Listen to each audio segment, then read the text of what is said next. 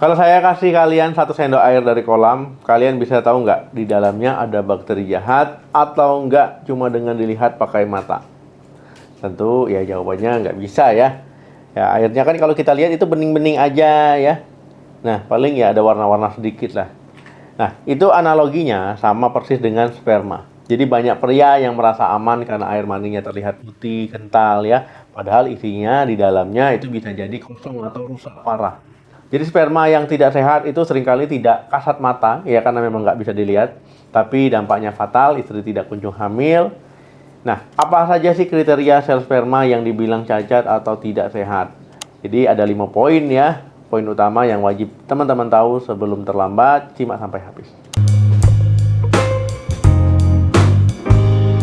Assalamualaikum warahmatullahi wabarakatuh. Halo teman sehat, jumpa lagi dengan saya Dr. Hadap Ismail. Banyak pasien datang membawa hasil laboratorium dengan wajah bingung. Ya dok, ini maksudnya apa ya? Kok banyak angka merahnya? Nah, teman sehat ya, sperma yang sehat itu dinilai dari 3 pilar. Kuantitas jumlahnya, kualitas geraknya, kemudian yang terakhir itu morfologi ataupun bentuknya. Nah, kalau salah satu saja pilar ini roboh, maka peluang kehamilan akan turun drastis. Berdasarkan standar WHO ya, ini 5 ciri sperma yang tidak sehat yang menjadi biang kerok ketidaksuburan pria. Yang pertama itu jumlah spermanya sedikit ya, atau oligospermia. Jadi kita mulai dari kuantitasnya. Jadi ini soal matematika sederhana, semakin banyak pasukan semakin besar peluang menang ya. Nah, ciri nggak sehat ya disebut dengan oligospermia jika jumlah sperma kurang dari 15 juta per mililiter. Nah, kenapa ini masalah? Ya, perjalanan menuju sel telur itu mematikan. Jutaan sperma akan mati di vagina ya, di rahim ya, karena suasana asam ya. Kalau start awalnya kurang pasukan ataupun pasukannya sedikit ya kemungkinan besar habis di tengah jalan dan tidak ada yang sampai garis finish itu besar ya. Yang paling parah adalah azospermia atau nol sperma, cairannya keluar tapi isinya kosong melompong. Nah, ini dia. Nah, yang kedua pergerakan sperma malas ataupun astenospermia. Poin kedua adalah kecepatan. Jumlah banyak ya itu percuma kalau cuma diam di tempat ya atau geraknya nggak jelas ya. Ciri tidak sehat ya disebut dengan astenospermia. Ini jika sperma yang bergerak gesit progresif artinya dia ke depan ya itu kurang dari 32%. Nah, sperma yang tidak sehat itu gerakannya aneh ya. Ada yang cuma geter-geter di tempat kayak kesentrum, ada yang berenang muter-muter kayak gasing ya, ada yang jalannya miring ya. Kalau sperma sehat itu dia berenangnya lurus, cepat kayak peluru ya. Pokoknya kayak berenang gitu memang. Tujuannya ke depan ya. Nah, kalau sperma kamu mager, dia tidak akan bisa menembus cangkang sel telur yang keras. Yang ketiga, bentuk sperma cacat ya, ataupun teratozospermia.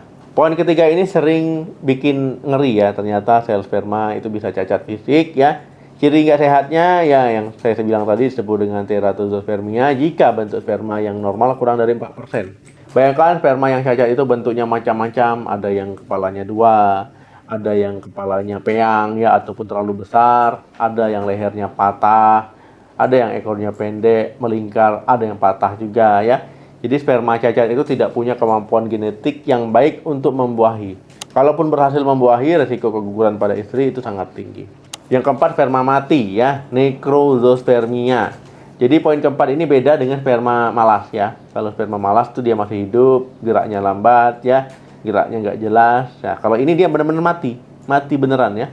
Nah, jadi ciri nggak sehat ya seperti yang saya sebutkan tadi, necrospermia jika lebih dari 42% sperma dalam kondisi mati saat dikeluarkan. Nah, ini biasanya terjadi karena infeksi berat atau suhu testis yang terlalu panas ya, karena sering sauna misalkan, celana ketat ya. Jadi sperma yang mati itu jelas tidak bisa membuahi apapun ya. Yang kelima, banyak sel darah putih. Nah, jadi poin terakhir ini adalah tanda adanya perang di dalam tubuh. Nah, ini ciri nggak sehat ya. Nah, jika di dalam cairan sperma ditemukan sel darah putih ataupun leukosit ya lebih dari 1 juta per mililiter. Normalnya sel darah putih tidak boleh banyak-banyak di sana. Kalau banyak artinya ada infeksi atau peradangan di saluran reproduksi. Sel darah putih ini akan mengeluarkan zat racun ya yang membunuh sperma-sperma sehat. Jadi sperma kamu dibunuh oleh sistem imun kamu sendiri. Kesimpulannya ya teman sehat ya. Jadi sperma yang tidak sehat itu gejalanya jumlahnya sedikit ya, geraknya lambat, bentuknya cacat, banyak yang mati sama ada infeksi. Nah, kabar buruknya 5 ciri ini tidak bisa dilihat dengan mata telanjang, nggak bisa dilihat-lihat gini ya, nggak bisa. air maninya terlihat sama saja, satu-satunya cara adalah dengan melakukan analisis sperma di laboratorium ya. Jadi pesan saya buat para suami, jangan egois. Kalau istri sudah diperiksa dan aman, giliran suami yang wajib cek lab. Nah, jangan takut, prosesnya cepat dan tidak sakit. Banyak orang yang masih tabu ya mendengar, wah masa suami dianalisis sperma, wah masa suaminya diperiksa. Enggak ya, itu enggak tabu kalau di negara-negara yang maju. Nah, siapa di sini yang sudah pernah ya cek sperma di lab, gimana hasilnya, aman atau tidak, catatan dari dokter ya? Coba sharing di kolom komentar. Atau mungkin ada yang mau cek lab, mungkin bertanya-tanya, prosesnya mungkin bisa saling berbagi ya, berbagi pengalaman. Oke, jangan lupa di like ya, di share video ini. Semoga informasi ini menyebar dan juga bermanfaat untuk orang lain. Kemudian jangan lupa subscribe channel ini untuk informasi kesehatan penting lainnya. Terima kasih yang sudah nonton. Diagnosa yang tepat adalah awal dari solusi. Salam sehat, sampai jumpa.